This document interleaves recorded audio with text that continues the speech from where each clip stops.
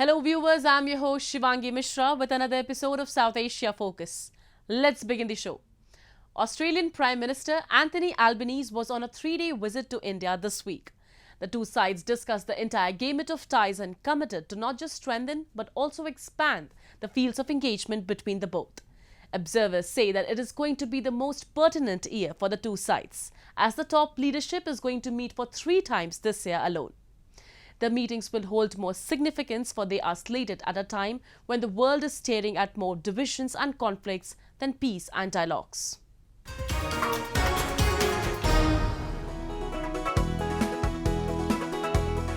Delhi and Canberra now are part of a broader geopolitical identity, Indo-Pacific, who also contribute half the size of what has been deemed as a security grouping, Quad, have committed to further strengthening their gamut of ties. Historically, the engagements between the two sides have been restricted to trade, but now they have also agreed to expand the horizon of their engagements as PM Anthony Albanese announced that Australia's Deakin University will now have a branch in India's under-construction gift city in Gandhinagar. It does give me enormous pleasure to acknowledge that Deakin University will be the first overseas university approved to establish a branch campus in India ever. Quite an achievement. It is the most comprehensive and ambitious arrangement agreed to by India with any country.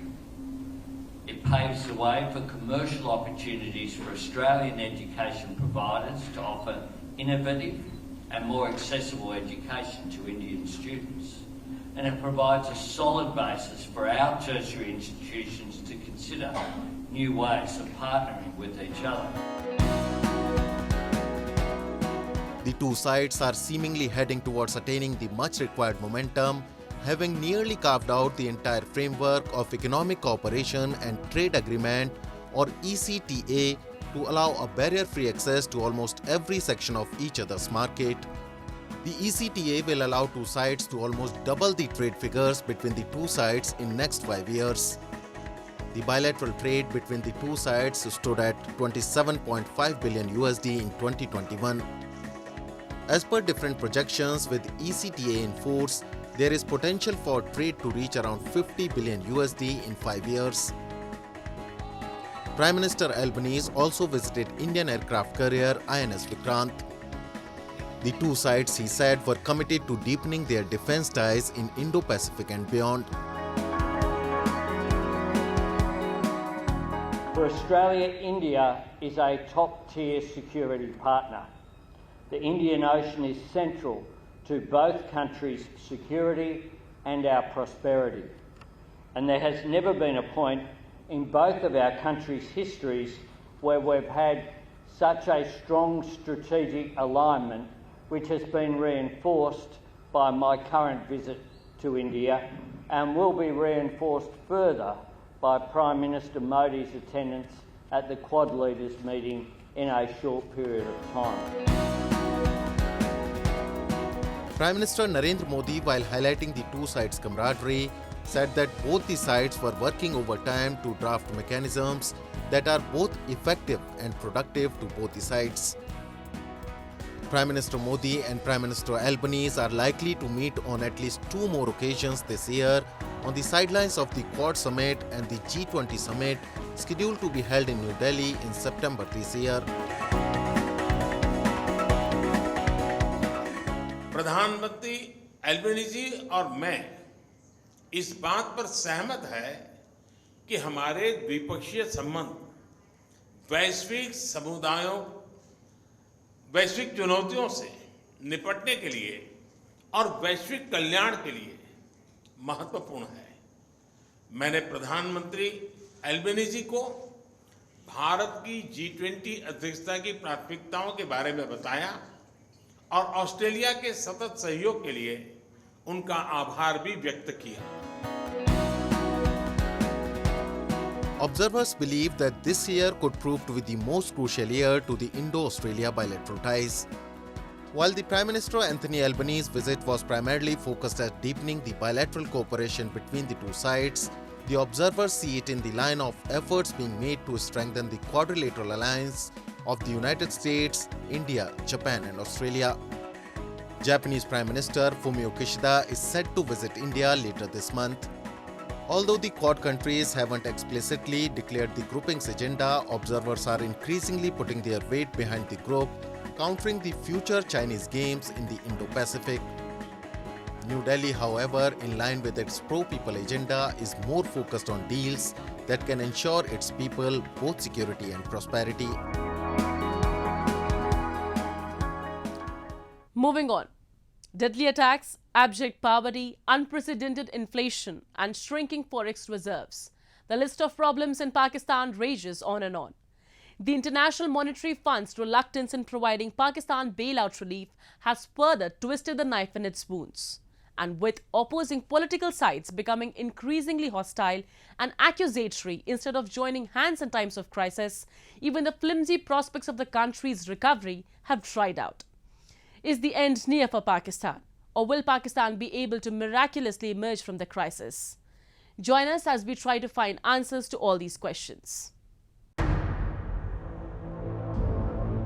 Rarely has the IMF appeared as hesitant as it is in the case of Pakistan, where even months of negotiations have yet to persuade the global lender to release over $1 billion to the struggling nation. Pakistan has been desperately trying to obtain the $1.1 billion final tranche of the $6.5 billion USD bailout program finalized with the IMF in 2019. The IMF has time and time again refused to release the funds, for Pakistan has no sustainable economic structure in place to pay back the loans. After advice from the IMF, including from its chief, Kristalina Georgieva, asking the Pakistan government to heavily tax the country's rich, Pakistan presented the finance bill last week to shore up its revenues by around 650 million USD, approximately 170 billion Pakistani rupees. The IMF has warned the country that it must take tough measures over a sustained period in order to prevent itself from plunging into a point of no return. Many say that Pakistan is unlikely to collect as much revenue as is the current goal. Even if the country succeeds in raising 650 million USD, is there any plan of action that can put Pakistan on a correction course? With its citizens fighting for daily survival, Pakistan is deeply indebted. The country's total external debt amounted to 126.3 billion USD at the end of 2022. This is even more worrisome when the inflation rate in Pakistan is already hovering at around 30%. As per a World Bank estimation, the debt service on all external debt in 2023 will be 26.4 billion USD. What do you have left now? There's absolutely nothing. So even the money that is going to come, it is previously sanctioned money, if it comes at all. It is previously sanctioned money, and it is only going to last you till about April or May. As if the country's economic uncertainty wasn't enough, the Pakistani political landscape is becoming increasingly unstable by the day. Shehbaz Sharif's government and the former Prime Minister Imran Khan have been mudslinging each other. Both sides have traded blows and have accused each other of incompetence. Khan, despite being ousted as Prime Minister, enjoys huge popular support and has by and large succeeded in disrupting the daily functioning of the government. On the other side, Sharif and his coterie have increased pressure on Khan and have charged him with several strict violations. This has led to a widening of the rift between the two sides' supporters. Some experts have cautioned that a deteriorating political landscape, coupled with widespread poverty, could trigger a civil war in the state.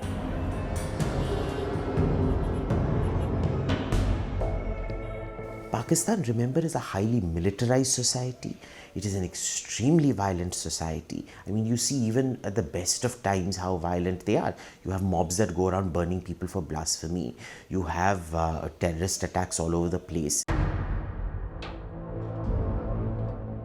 The crumbling political and economic foundations of Pakistan have paved the way for terrorism in the country to rear its ugly head. The series of events has particularly emboldened the TTP, the Tehreek-e-Taliban Pakistan. Rival factions in Islamabad have blamed each other for the TTP's resurgence. The TTP has not only wreaked havoc across Pakistan, targeting both civilians and security forces alike, but has also staked a claim on forming government. As per various news reports, the TTP has already announced a parallel full-fledged cabinet. The TTP poses an imminent threat as Pakistan, already severely economically weakened, is in no position to wage war against terrorism in the country. With multiple crises plaguing Pakistan's common people, one can only hope that relief will come from any front possible. Moving on. What is needed in our current global climate, rife with crisis and polarization? Who should countries who are grappling with social, political, or economic hurdles look to for help and support? The answer, a leader. Another question that arises is who, given the volatile nature of the current global geopolitical state, checks all the boxes that is required of a leader. Some of the most influential people around the world have all pointed in one direction: India, the living embodiment of all the virtues that characterize a leader. Join us today as we make the case that India is the only country in the world that can bridge the divide in this increasingly hostile world. The United Nations, with unanimous Indo-Pacific support, appointed India as the non-permanent member to the UN Security Council for the 8th time in 2021. This is an honor, no doubt. However, why was India, the second most populous country with increasingly bright economic prospects, not on the permanent UNSC table? Why has a select group denied and is continuing to deny India her fair share of representation? The course that followed India's appointment has been even more significant. India, adhering to her pro-people, pro-world stance, highlighted and pursued issues that previous UNSC compositions had largely remained insensitive to. From a standalone comprehensive discussion on maritime security, to a resolution on war-torn Taliban-ruled Afghanistan, to food security and human rights of all those who have been rendered dispossessed in Syria and Yemen, India has ensured that the world discussed and deliberated on what matters the most. India was, as always, world's pharmacist. I have found that India reached not only to the neighborhood, but also as far as Latin America and the Caribbean and the Pacific. Unless provoked, India, despite having one of the largest and most powerful set of armed forces, has never flexed its military muscles. India's smaller neighbors have all benefited from India's friendly outreach gestures. India has, on many occasions, come to the rescue of its economically dwindling neighbors. Sri Lanka, which has been affected by its worst economic crisis in 7 decades, was supported with over $3.8 billion USD of packages, including credit lines, deferred import payments, and currency swaps between the period of January of 2022 and July of 2022 alone. India came to Sri Lanka's rescue when it was going through its worst economic phase ever. India also recently set aside $24.5 million USD for war-torn Afghanistan. As per the government statement provided in Lok Sabha, the lower house of Indian Parliament, as many as 37 lines of credit worth $14.27 billion USD have been provided to 5 of India's neighboring nations. The progress of India in these last years has been remarkable and extraordinary, and I think the position of India now, this is again my view as an outsider, is potentially more powerful than it's ever been. At a time when she attained the momentum needed for her rapid industrialization, India also agreed to net zero, a global campaign for minimizing carbon emissions until zero for the greater interests of the global good. Many of the world's greatest economies industrialize with no such commitment to environmental protection goals. India has proven that it will not cave in to foreign pressure, especially Western pressure. India, while always maintaining a people-first policy, has shown that it will draw lines when they need to be drawn. No amount of prime time or op-ed pressure could force India into altering her position on the Russia-Ukraine war. In fact, both the warring sides, on different occasions, have urged the global community to incorporate an Indian presence at the highest level of decision-making.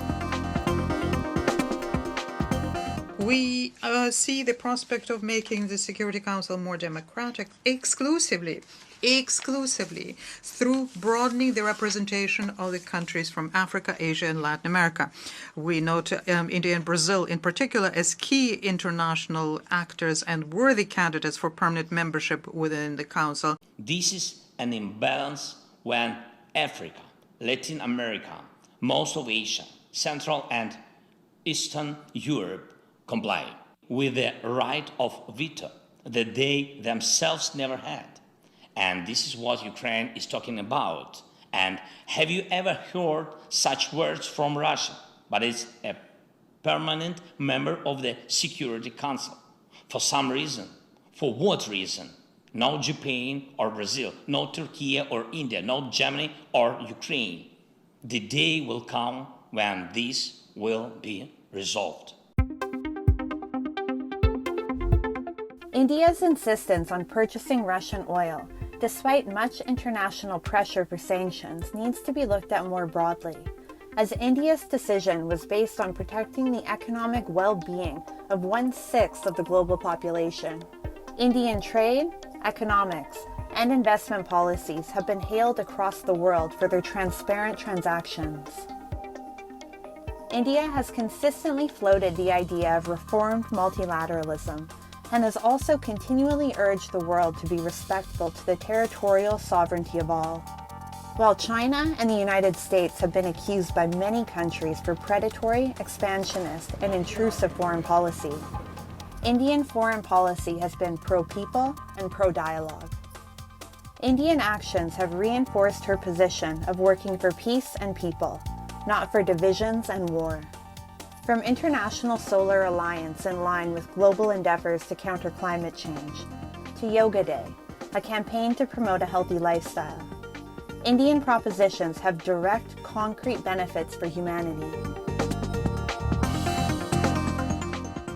Time now for Asia This Week, the stories from across the continent.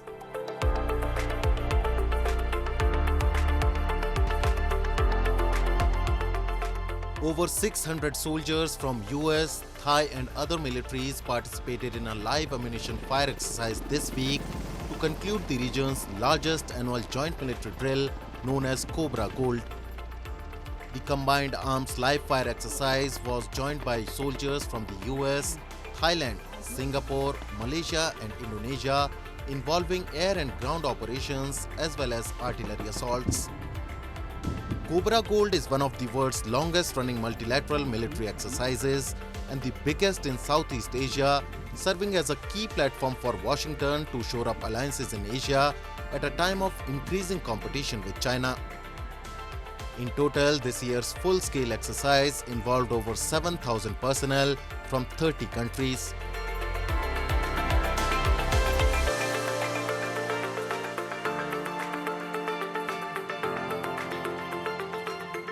The Washoku World Championship was recently held in Tokyo.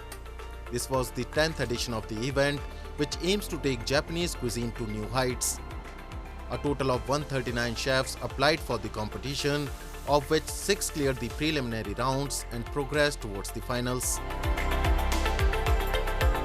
本日参加されている料理人の皆さんを筆頭とした世界中の日本食を理解された料理人と一緒に切磋琢磨しながら維持発展させていくことが必要だと考えております。The theme of this year's competition was dashi, which literally translates to broth. Dashi or broth is an important component to enhance the flavor of Japanese dishes. For the final competition, contestants have prepared 5 serving appetizers that are to be cooked using traditional Japanese 8-inch plates. The cooking time is 120 minutes. The judges examined the taste of dashi along with the presentation of the dishes. The winner is Jakub Horak from Czech Republic. The appetizer he cooked was highly praised for its balance, time distribution for cooking, and the idea to use Czech ingredients. After returning to their homelands, these chefs will introduce washoku to their homelands, which will help spread the glory of Japanese cuisine.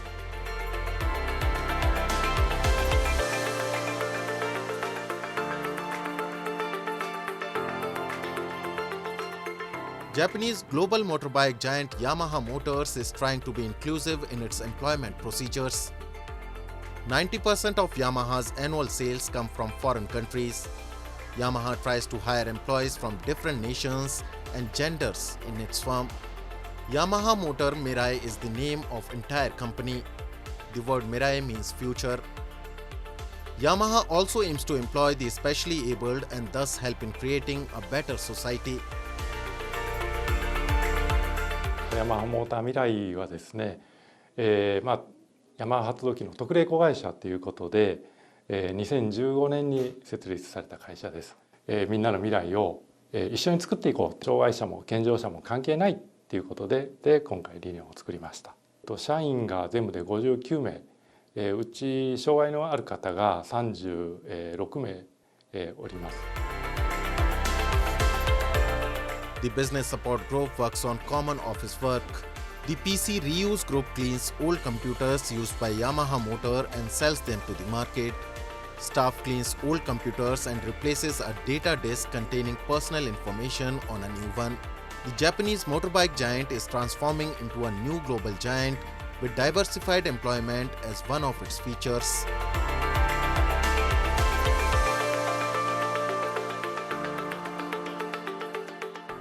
Moving on, people across India celebrated the festival of colours, Holi, this week. Holi, the festival that brings joy, sweets and unlimited fun, is one of the most popular Indian festivals that draws people from world over. Colours Day, Emotions Day, the drum beat and people groove to India's colour carnival of Holi. Known as the Festival of Love, people flooded the streets across the length and breadth of the country to smear family, friends and strangers with vibrant colours and water.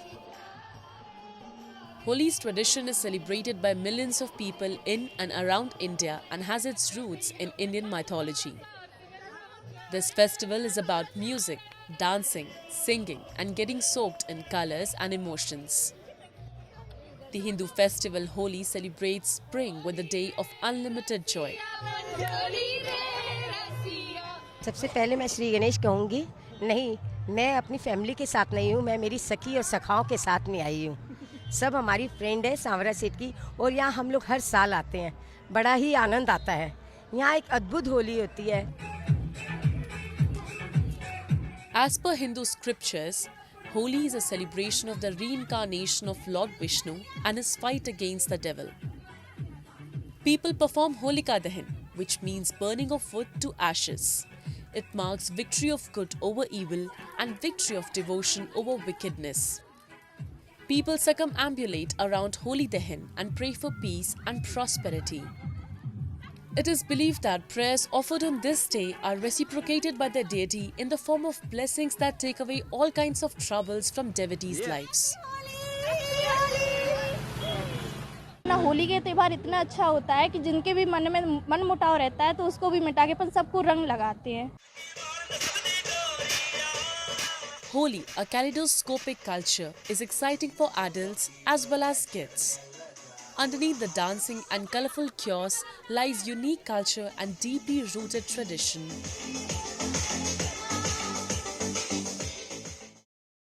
In Mathura district of India's northern state of Uttar Pradesh, Holi is celebrated to mark the eternal love between Lord Krishna and Radha. With that, we come to the end of this week's episode. See you next week. Goodbye and take care.